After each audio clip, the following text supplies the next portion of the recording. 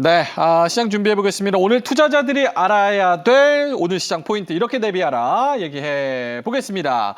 자, 정강민 시장님 네. 아까 제가 그 항공주 관련해 가지고 네네. 좀 여쭤봤는데 궁금해하시는 분들 많을 거예요. 오늘 이제 코로나 확진자가 어쨌든 간에 이제 뉴스에서도 대담 이슈나 뭐 여러 가지로 나올 거기 때문에 어제 같이 갔었던 그런 셀트리온이나 아니면 코로나 관련주나 이 시마시스 등등 해가지고 관련주들을 어떻게 움직일 건가 하고 예의주시하는 분들이 좀 많을 것 같아서 네네. 그중 하나로 또 항공주 네. 아까 준비하셨다고 하니까 얘기 좀 들어볼까요? 그렇죠. 말씀드린 김에 조금 예. 더 좀 자세히 말씀을 드린다면 기회가 된다면 항공주 하나쯤은 포트폴리오에 있어도 좋겠다라는 걸 좀 다시 한번 좀 강조드리고 싶고요. 이제 항공주에 대한 시각은 많이 엇갈리고는 있습니다. 그러니까 지금 앵커께서도 코로나의 스코어가 이렇게 올라오는 상황에서 좀 흔들리지 않을까, 악영향이 있지 않을까 이렇게 좀 짚어주셨는데 아무래도 이제 그렇게 해서 항공주들이 흔들린다면 정말 좀 좋은 매수 타이밍으로 좀 작용하지 않을까 좀 생각을 하고요.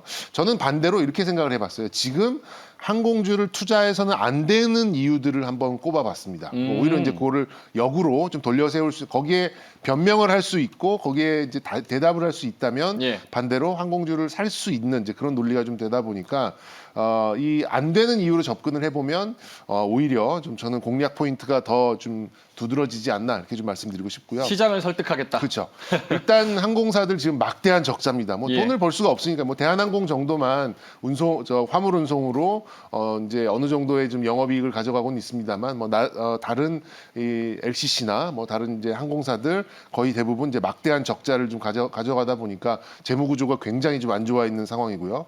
역시 아직 끝나지 않은 코로나 하루에 지금 2,000명이 나오는 그런 상황이고 유가도 굉장히 빠르게 올라가고 있고요. 달러도 강세 국면에 있고 그리고 과연 이제 트래블 버블은 일부 시행이 되고는 있습니다만 예. 과연 언제 여행 재개가 본격적으로 될 것인가 여기에 대해서 답을 명확하게 내릴 수는 없는 그런 상황이긴 해요. 하지만 저는 이제 그 전에 있었던 이 이제 해운, 상선 이런 쪽의 어떤 지금까지의 흐름을 본다면 여기에서 좀 답을 우회적으로 전해주지 않을까 좀 생각이 듭니다.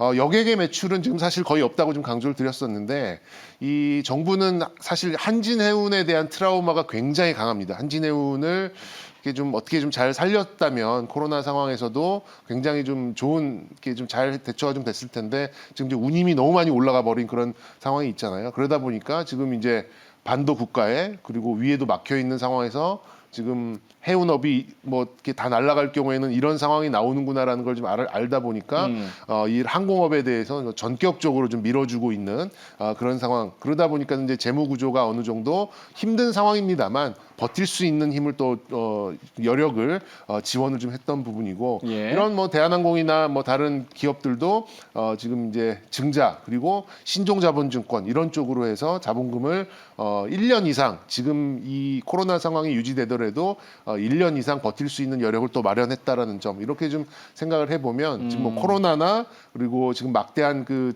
재무 구조 적자로 인한 재무 구조가 안 좋아진 이런 점들은 예. 어느 정도 해소를 좀 할 수 있는 이제 이런 부분에 좀 와 있다라고 좀 생각이 들고요. 그리고 이제 트래블 버블 사실 그 몇 명이나 가겠습니까? 예. 이게 그 자체가 중요한 게 아니라 이 굉장히 응축되어 있는 여행 수요를 다시 한번 입증을 했다라는 게 좀 저는 중요하다고 생각이 들어요. 지금 제 주변만 보더라도 다시 한번 여행만 가면은 그동안 못 갔다는 거 나 비즈니스 끊고 갈 거야 이렇게 얘기하고 실제로 되면 모르겠네요. 어떻게 될지나 어쨌든 비싸도 그 돈을 낼 그렇죠. 충분한 용의가 있다. 지금 여행 한번 가고 싶다라는 사람들이 굉장히 지금 이제 응축이 되어 있는 그런 상황이고 과거에는 이제 가까운 동남아나 일본 노선이나 사실 그 가까운 노선들이 돈이 됩니다. 근데 그 노선들의 굉장히 많은 그런 경쟁 때문에 사실 정말 싸게 갈 수 있어요. 제주도보다 일본 가는 게 쌀 정도로 굉장히 좀 할인 운임을 적용을 많이 했었는데 이제는 이런 그 여행 수요를 확인을 했기 때문에 유가나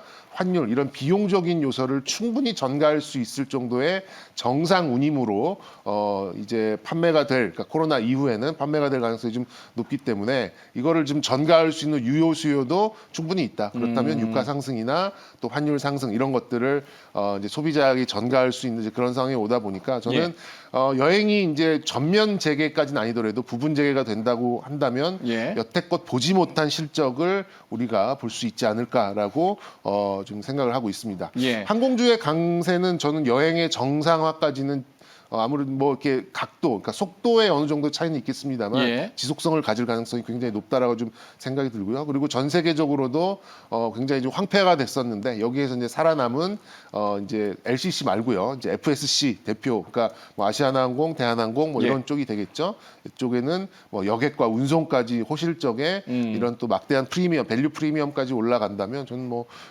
지금 뭐 항공주가 바닥 대비 많이 올라왔다고는 합니다만 예. 앞으로도 더 훨씬 더 높게 올라갈 가능성이 높다라고 좀 생각이 들고요. 알겠습니다. 어쨌든 뭐 한마디로 줄이면 살아남은 자들의 파티가 임박했다 이렇게 좀 보시면 좋을 것 같고 알겠습니다. 종목으로는 뭐 어제 강조드렸던 뭐 대한항공 지속적으로 또 말씀드릴 수 있을 것 같고 진에어까지도 연결을 좀 지어서 보셔도 좋을 것 같고요. 그리고 이제 하나 좀 더 한다면은 한국공항. 한국공항? 예. 뭐 주차장에서 비행기 탈 수는 없잖아요. 어쨌든 공항에서 뭔가를 가야 이제 여행이 되는 거다 보니까 한국공항은 대한항공이 이제 대주주로 있는 일종의 이제 인프라라고 볼 수 있겠네요. 한국공항도 근데 그 거래량이 별로 없는 단점이 있긴 있습니다만 예. 한국공항도 어쨌든 이제 이 여행의 재개에 좀 밸류를 좀 받을 수 있는 이제 그런 위치에 있다 이렇게 좀 뭐 말씀드리고 싶고요. 저는 알겠습니다. 지속적으로 탑픽은 대한항공이다 또 한번 말씀드리도록 하겠습니다. 시청자 대표로서 살짝 설득됐습니다. 네. 근데 대한항공은 사실은 지금 주가 수준을 보면 PER이나 이런 것도 같이 섞어서 네. 말씀을 해주시면 좋겠지만 비싸다는 의견이 꽤 있어요. 그러니까 네. 앞으로 어떻게 실적이 펼쳐질지는 우리가 이전과는 다르기 때문에 좀 상상하기 어려운 영역이지만 그래도 지금 진입하기에는 조금 비싸다라는 일각의 의견이 있거든요. 대한항공이 지금 11조 8천억, 한 12조 정도 되는 것 같아요. 예. 근데 지금 분기에 한 3천억 정도, 그리고 이제 그 성수기에는 한 4천억 정도 이렇게 간다고 하면 저는 뭐 1년 영업이익으로 봤을 때 한 1조에서 1조 5천억 정도는 어렵지 않게 벌 거로 생각이 들거든요. 그러면 글쎄요, 그러니까 순이익까지 안 내려가더라도 예. 영업이익 기준으로 1년에 1조에서 1조 5천억 정도 버는 대한민국의 이제 유일한 FFC가 되는 그런 상황이라면 그래서 한 12조 정도가 그렇게 비싼가? 한 10년 정도 영업을 하면 벌어들일 수 있는 이제 그런 시가총액이다 보니까 그렇게 좀 비싸지 않고 저는 개인적으로는 한 20조까지도 오. 대한항공은 코로나 이후 상황을 감안하면 예. 좀 중장기 흐름을 좀 타고 이륙하고 있다 이렇게 좀 말씀드릴 수 있겠습니다. 사실 뭐 떨어져 나갈 그런 항공사들은 이미 진지게 좀 떨어져 그렇죠. 나간 그런 상황이기 네. 때문에 좀 기대를 해볼 수 있지 않을까 이렇게 생각을 합니다. 자, 대한항공 항공주 포트에 담을 그런 포인트들이 살아있다 네. 이렇게 말씀해 주셨고 두 번째 포인트로 넘어가 보겠습니다. 네. 어떤 부분을 얘기를 해 볼까요? 원자재 말씀 좀 드릴까? 원자재. 어제 뭐 사실 좋은 종목은 말씀드릴 필요가 없어요. 그러니까 저도 출연을 해가지고 사실 잘 가고 있는 종목들을 언급하면서 그냥 가끔 묻어가는 경우도 있는데 사실 이제 이 방송에 조금 더 귀를 기울이신 분들은 어제 안 좋은 종목을 가지고 계셨던 분들이 아닐까 좀 생각이 들어서 어제 이제 뭐 시장은 나쁘지는 않았습니다만 이제 포스코, 뭐 현대제철 이런 철강주들, 화학주들 조금 어제 무거웠거든요. 그래서 그런 것들을 좀 점검해드리면 어떨까 생각이 들어서 좀 가지고 왔고요. 지금 뭐 헝다 뉴스나 뭐 이런 것들 때문에 환율의 변동성이 굉장히 좀 커진 상황인데 보통 이제 그 달러가 강세로 가면은 원자재는 이제 그 역의 관계에 있잖아요. 그런데 의외로 달러가 지금 이제 달러 인덱스가 93불 정도, 3불이 아니라 93 정도를 지금 상회하고 있는데 예. 원자재 쪽이 빠지지가 않아요. 원자재 쪽이 계속해서 강세가 좀 나오고 있고, 뭐 오늘에도 WTI도 강세가 좀 나왔었고요. 그리고 이제 좀 조정을 급하게 받았던 천연가스도 5% 넘게 반등을 좀 했다 보니까 이거는 우리가 예상했었던 그런 가수요, 그러니까 소위 말하는 그런 좀 투기적인 그런 수요라기보다는 실수요 쪽이 조금 더 어울리는 게 아닌가 좀 생각이 들어서 우리 소위 말하는 이제 소재들이죠. 이제 뭐 철강, 또 에너지, 그리고 비철금속, 뭐 화학 소재, 뭐 이런 것들을 한번 좀 큰 시각에서 좀 접근을 좀 해보고자 말씀 좀 드리고 싶고요. 일반적으로는 화폐 가치랑 이제 반비례를 하죠. 이론적으로는 역의 관계에 있습니다. 이제 예. 화폐가 이제 달러가 강세로 갈 경우에는 아무래도 이런 좀 원자재들이 좀 후퇴를 하는 게 일반적인 이제 그런 부분인데 뭐 테이퍼링 또 금리 인상 이런 달러 가치가 좀 상승적으로 자극이 되는 그런 이슈에도 이런 원자재들이 빠지지 않고 있어요. 이런 부분은 좀 주목을 하실 필요는 있지 않을까 좀 생각이 들고요. 역시 이제 투기적인 수요 그리고 이제 가격 인상에 따른 이제 사재기라고 하는 가수요 이런 것들이 일부 후퇴했음에도 불구하고 실수요적인 측면에서 원자재들이 버티고 있는 게 아닌가라는 그런 좀 시각이 좀 좀 들고요. 예. 일단 9월달에 시차를 두고 화학 원료들과 WTI 쪽이 조금 하락을 했고 그 뒤를 이어서 우리 그 연휴 동안에 천연가스가 빨리 올라온 만큼 좀 낙폭이 좀 컸었어요. 천연가스가 좀 컸었고 그리고 화학 쪽도 약간의 좀 뭐 한풀 꺾이는 그런 모습이 좀 나왔고 그리고 또 철강과 금속 가격도 이제 어제 그제 좀 하락을 하면서 국제 철강 가격이나 금속 가격이 하락을 하면서 어제 그 뭐 나쁘지 않은 시장에도 불구하고 뭐 포스코나 현대제철 뭐 이런 종목들이 조금 조정폭을 좀 크게 가져간 게 아닌가 좀 관찰이 좀 됐었는데 다시 한번 좀 강조드리고 싶은 거는 달러 인덱스가 93 이상으로 좀 강세를 보이는 그런 상황에도 불구하고 뭐 WTI도 지금 73불, 74불 상당히 좀 상향 평준화되어 있는 이제 그런 상황으로 좀 가고 있고 뭐 식량 자원 그리고 비철 금속 이런 쪽도 잘 빠지지 않까 빨리 빠진 만큼 낙폭을 줄여가는 이제 그런 모습이 좀 나오고 있어서 예. 이거는 그냥 투기적인 수요 단순히 뭐 돈을 풀어서 이 원재료들이 올라가는 그런 모습과는 조금 다른 그러니까 실수요가 자극이 되면서 좀 올라가는 게 아닌가라는 조금 더 확신이 들게 하는 그런 모습이 아닌가 좀 생각이 듭니다. 예.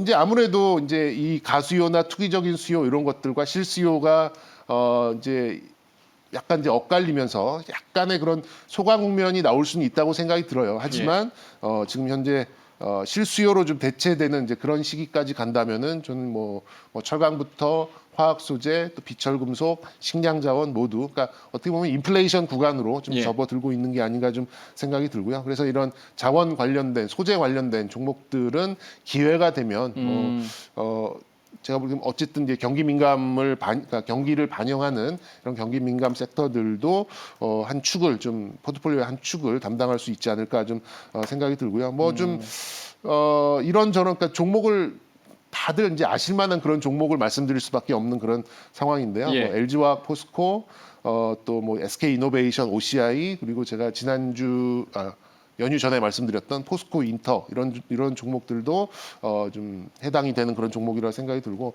저는 개인적으로 이 상하리만큼 OCI가 요즘 계속 눈에 갑니다. 눈에 들어와요. OCI가 뭐 실적도 실적입니다만 뭐 이 태양광 뭐 이런 걸 떠나서 OCI가 조금 예전과는 달리 보이는 이제 이런 약간 느낌적인 느낌이라 그래야 될까요? 정경민의 촉. 예, 예. 그래서 OCI가 연말까지 아니면 내년까지 이렇게 좀 길게 보더라도 좀 장기적인 그런 좋은 흐름을 이어가지 않을까라는 생각이 계속해서 듭니다. 그리고 지금 주가가 이렇게 좀 낮지 않은 상황임에도 불구하고 뭐 차익 실현다운 차익 실현도 좀 안 나오는 상황이고 예. 외국인들은 계속 사가고 있고 이런 이제 느낌적인 느낌으로 좀 말씀을 좀 드리자면 예. 뭐 이런 소재 쪽 뭐 여러 가지 종목들이 있습니다만 이제 OCI 같은 종목은 뭐 단기도 나쁠 것 같지 않고요. 뭐 중장기적으로도 좀 길게 끌고 가실 만한 그런 종목이 아닐까 이렇게 좀 강조드리고 싶습니다. 알겠습니다. 네. 마지막으로 요것만 여쭤볼게요. 지금 뭐 LG화학, 포스코, SK이노, OCI, 포스코 인터내셔널 말씀하셨는데 이렇게 원자재에 좀 밀접적으로 관련이 있는 철강이나 화학이나 정유 같은 그런 것들. 네. 다음 주면은 벌써 이제 4분기 시작이잖아요. 네, 10월 1일이니까 다음 주에는. 그거는 이제 4분기에는 철강, 화학, 정유 계속 갈 수 있을까요? 어떻게 보세요? 그렇죠. 뭐 지금 현재 가격들이 다 반영이 좀 되어 있는 상황이고 그리고 이제 실수요를 확인해가는 이제 그런 상황이다 보니까 오히려 저는 이런 4분기에는 이런 경기 민감 섹터들이 강세를 보일 가능성이 매우 높다라고 좀 말씀드리고 싶고요. 그런 면에서 이제 뭐 저런 종목들은 큰 무리 없이 들고 갈 수 있는 종목들이 아닌가 좀 생각이 듭니다. 그거는 다른 경기 민감주들도 같이 뭐 조선이나 이런 것도 같이 엮어서 좀 경기 민감주가 탄력을 받을 수 있을 거라고 생각하시는 그렇게 거예요? 생각하는데 그래도 저는 소재단이 먼저 영향을 좀 받을 가능성이 소재가 높다. 먼저 움직일 것이다. 자, 알겠습니다. 자, 이렇게 대비하라 항공주랑 그리고 원자재 관련주, 경기 민감주들 관련해서 알아봤습니다. 자, 개장 이제 5초 정도 남았습니다. 일단 장 열고 다시 돌아오도록 하겠습니다.